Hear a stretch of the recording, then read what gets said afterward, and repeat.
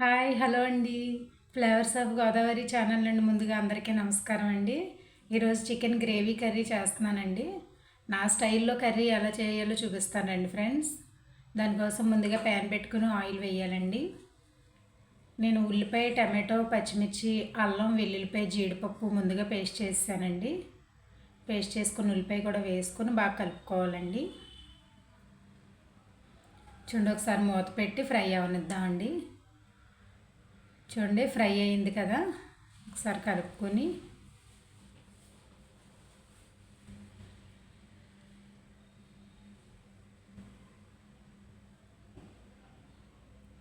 ముందే శుభ్రంగా కడిగి పెట్టుకున్న చికెన్ వేయాలండి.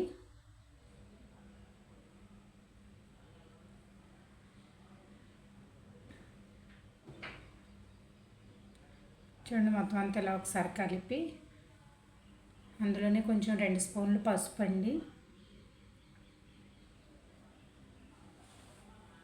సాల్ట్,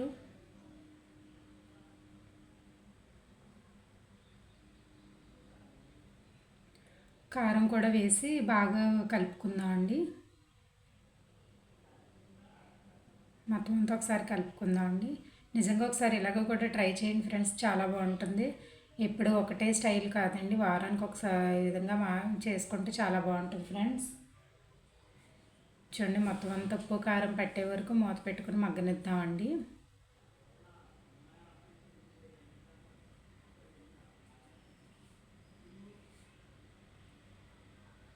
చూడండి, ఇలా ఆయిల్ పైకి తేలింది కదా, ఒకసారి కలుపుదామండి.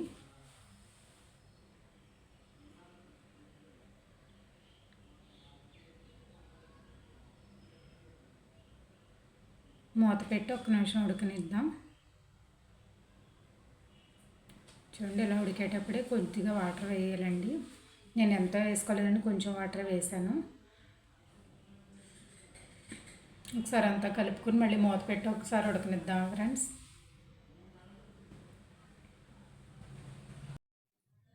చూడండి, ఒకసారి మూత తీసి చూద్దాం.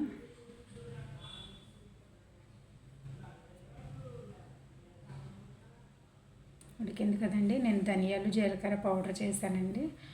అట్లా ఆయిల్ లేకుండా ధనియాలు, జీలకర్ర ఫ్రై చేసుకొని దాన్ని పౌడర్ చేసుకోవాలండి. మసాలా ఇంకేమి వేయకుండా ధనియాలు, జీలకర్ర, అల్లం, వెల్లుల్లిపాయ ఒకటే వేసానండి. ఒకసారి మూత పెట్టి మసాలా అంతా పట్టనిద్దామండి.